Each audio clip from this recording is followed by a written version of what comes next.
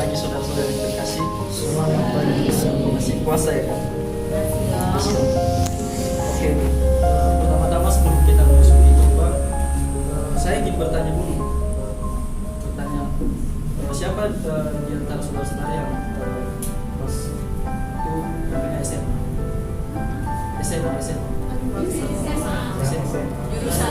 Jurusan SMA. Oh, pasti ini pinter-pinter ini. Bagian besar pasti PS. Oke. Pasti anak IPA pasti tahu ini ya. Siapa Bapak Fisika? Bapak fisikawan.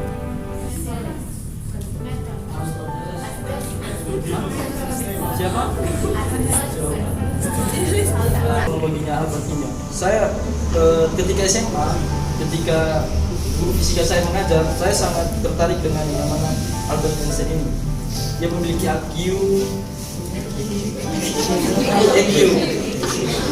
Sorry, kurang bahasa Inggris. IQ-nya itu di atas rata-rata, maksudnya dia jenius. Ternyata Albert Einstein ini adalah seorang dia itu kelahiran di Jerman. Lalu ia meninggal di usia 76 tahun. Nah, di masa hidupnya Albert ini banyak sekali meninggalkan, banyak sekali memberikan nilai kepada kita ya, terutama dalam penemuannya itu mengenai ilmu fisika terutama. Nah, saking dia bernilainya di mata kita, bahkan di sekolah akademik, namanya itu selalu menjadi sorotan, atau bisa dari dia mati sampai sekarang pun mungkin anak cucu kita pun nanti pasti kenal yang namanya Albert Einstein ini. Nah, kenapa saya sangat tertarik dengan Albert Einstein ini? Karena Albert ini ialah orang yang memiliki nilai. Nah, dia pernah mengatakan seperti ini ya teman-teman. Berusaha untuk tidak menjadi sukses melainkan menjadi bernilai. Nah, dalam statementnya ini dia mengatakan bahwa dia nggak mau jadi orang sukses, dia nggak mau mengejar kekayaan dulu, tetapi dia ingin memberikan nilai kepada murid-murid bahkan generasi muda ya, itu kita generasi muda ini.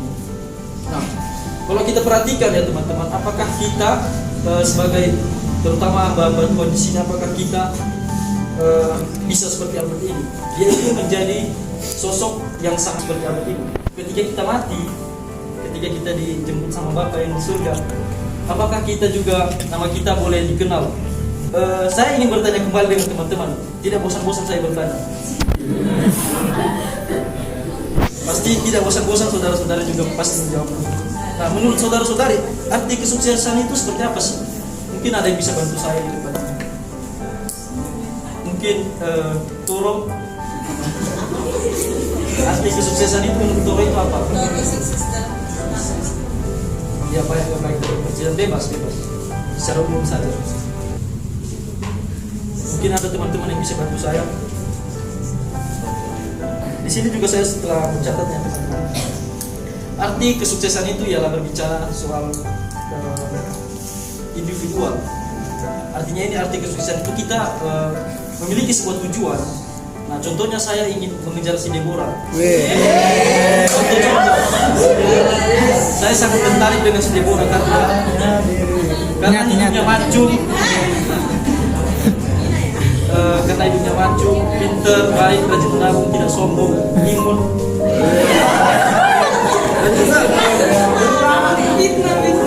Dan itu adalah makanya kita tertarik dengan si Deborah. Itu menurut saya sih. Ini contoh ya teman-teman.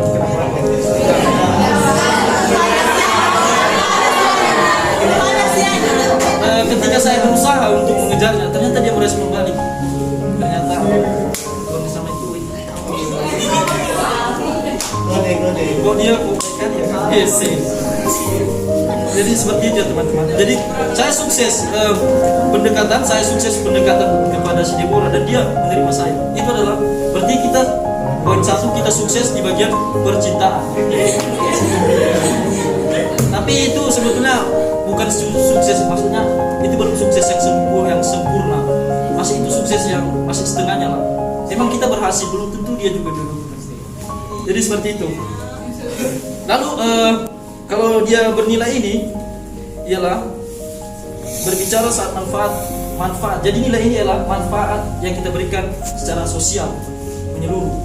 Sama seperti Albert tadi, yaitu tidak ingin menjadi sukses, karena sukses itu kan hanya berpatok pada satu tujuan saja. Tapi kalau bernilai, yaitu memberikan nilai-nilai yang boleh kita ambil. Oh, ternyata. Nah, begitu juga di dalam kehidupan kita sehari-hari, saudara-saudara yang terkasih. Jika kita hanya berpatok pada saya pengen sukses, waduh, itu salah besar. Yang kita tanamkan itu adalah, apalagi kita ini calon hamba Tuhan dan guru.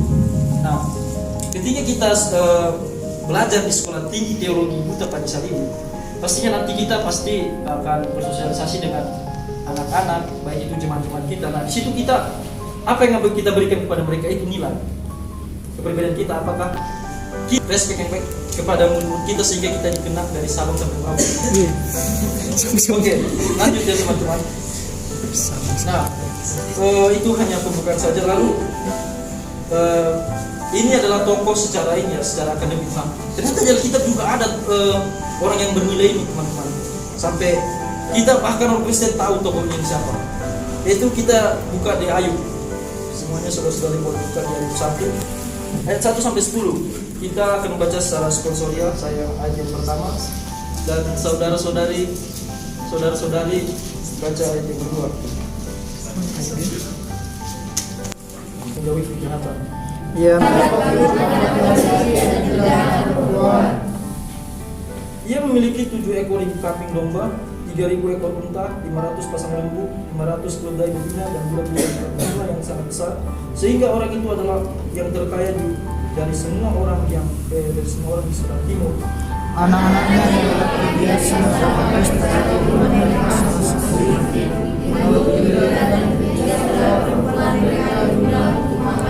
Bersama-sama mereka. Di ayat yang kedua dulu, ia mendapatkan 7 anak laki-laki dan 3 anak perempuan. Jadi total anaknya itu berapa? 10 orang. 10 orang itu yang pertama. Lalu yang kedua itu dia memiliki 7.000 ekor kambing domba. Jadi 7.000 itu dalam jumlah yang tidak sedikit ya teman-teman, banyak. Jadi kalau kita berbicara soal Ayub ini, dia ini adalah satu-satunya orang yang paling taat kepada Tuhan dan taat kepada Tuhan. Nah, banyak sekali problema dalam hidup Ayub ini. Kita tahu bahwa setiap apa yang dimiliki Ayub pada saat itu, baik kekayaan, kambing domba yang banyak, bahkan budak-budak yang banyak, itu semua adalah titipan sementara yang diberikan Tuhan kepada Ayub. Nah, tetapi fokus utama Ayub itu bukan mengenai harta yang berlimpah-limpah di dunia. Semuanya itu hanya titipan sementara. Tetapi fokus utama dari Ayub ini adalah takut akan Tuhan. Nah, takut akan Tuhan ini, ia sangat takut dan taat kepada Tuhan ya teman-teman. Lalu diperjelas lagi, dikatakan di ayat ini ya teman-teman.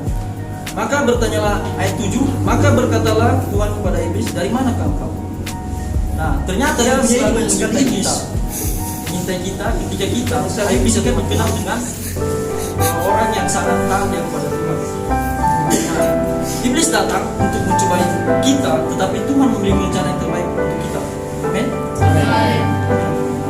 Nah, itu adalah Tuhan mengizinkan iblis untuk mencobai Ayub. Kenapa Tuhan mencobai? Kenapa Tuhan mengizinkan iblis untuk mencobai Ayub? Karena Tuhan ingin menguji sebesar mana kamu sebesar mana kamu ketaatan. Di ayat yang boleh dipertegas lagi, di ayat yang ke-8, lalu bertanyalah Tuhan kepada iblis, apakah engkau memperhatikan hamba-Ku Ayub? Wow, ini kalau kita di sini, apakah engkau memperhatikan topan? Dia tidak lagi. Oh my God. Apa itu? Oh, dia ini topan ya. Kalau topan itu dia berbicara soal keributan. Topan di sini baik.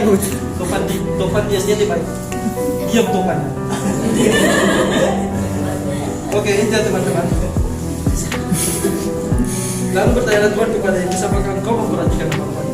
Kalau udah dibilang ini, apakah engkau memperhatikan topan? Dia itu sangat, itu kayak gimana ya? Tuhan itu kayak menyanjung tinggi. Wih, Tuhan ini memang terbaik lah, memang baik. Dia itu apa?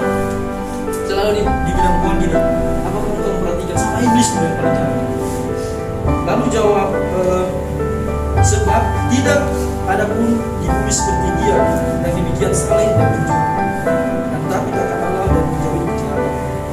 Wah, tidak ada di dunia ini yang saleh dan jujur dan takut. Ini adalah satu-satunya satu-satunya yang baru juga ini adalah satu-satunya pada masa itu yang paling jujur dibandingkan kepada Tuhan. Lalu di ayat 9, lalu jawab iblis kepada Tuhan, apakah tidak mendapatkan apa-apa Ayub akan tidak mendapat apa-apa Ayub takut akan Allah. Nah, jadi disinilah tadi yang saya katakan itu, bahwa Tuhan mencobai Ayub. Dia mengambil semua harta bendanya, istrinya, anaknya, bahkan yang lebih parahnya lagi, saudara-saudara yang terkasih dalam Tuhan Yesus Kristus, dia itu memiliki penyakit yang namanya borok. Waduh, ini sangat apa ya, sangat susah ya kalau kita ada di posisi Ayub saat itu, dan diambil anak kita, diambil seluruh harta kita. Memang kita tahu itu bahwa titipan sementara. Itulah Ayub itu tahu bahwa fokus utamanya itu ialah untuk memuji dan menggunakan Tuhan. Lalu ketika Ayub mengalami penderitaan, dia sakit borok ya teman-teman. Bahkan Ayub memiliki kuku untuk menggaruk boroknya itu bukan dengan kuku gitu, pakai kaca, pakai beling. Jadi saking penyakitnya itu sakit, sampai bayangkan saja kalau sedangkan luka kita Ayub pakai kuku aja, gimana rasanya? Perih ya. Apalagi Ayub pada saat itu, waduh, parah wes. Lalu itu adalah, nah pada akhir cerita pun, walaupun Ayub mengalami penderitaan yang begitu besar, mengalami tekanan-tekanan dari iblis, tetapi pada akhirnya Ayub tetap setia kepada Tuhan. Bahkan dia tahu itu, bahwa itu semua adalah titipan. Bahwa kita ini juga fokus utama kita untuk hidup ini untuk apa sih?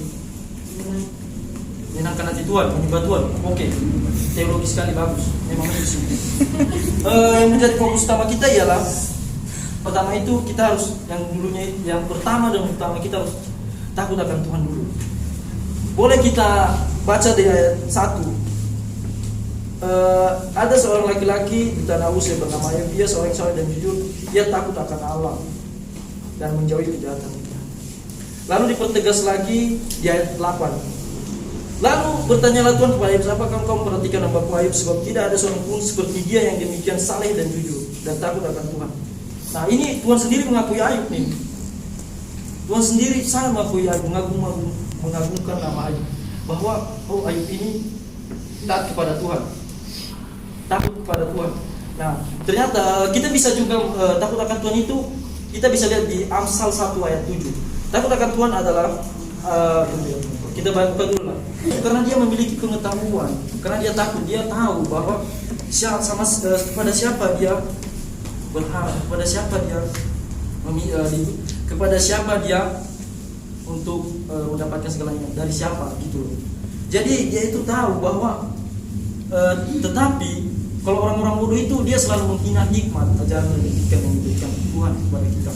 Kita berpikir bahwa kitab ini mah nggak bisa, ini sepele kan, mungkin seperti itu. Nah,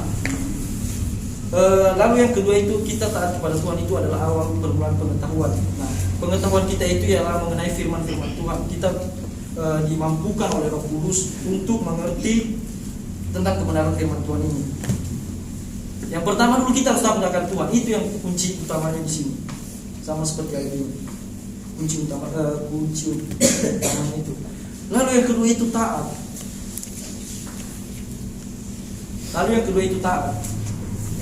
Poin pentingnya taat. Nah, jika kita diberikan cobaan-cobaan dalam kehidupan kita, nah di situ kita diuji apakah kita mampu bertahan, apakah tidak. Nah, itu yang menjadi pertanyaan-pertanyaan yang bisa dijawab dalam diri sendiri. Melalui proses-proses yang ada, melalui pembentukan yang ada, kita harus mampu tetap bertahan. Kita kalau kita pandang Ayub, dia itu sangat itu ya, istimewa. bahkan dia taat sekali kepada Tuhan. Lalu yang ketiga yaitu ialah jika kita taat dan kita juga tidak lupa untuk sering membaca dan mendengarkan firman Tuhan serta merenungkan. Karena dari pengetahuan itu, bahkan dari ketaatan, kita juga untuk mengisi otak kita ini dengan firman-firman, kita harus itu juga sering membaca firman Tuhan. Poin yang ketiga, kita membaca firman Tuhan serta merenungkannya siang dan malam.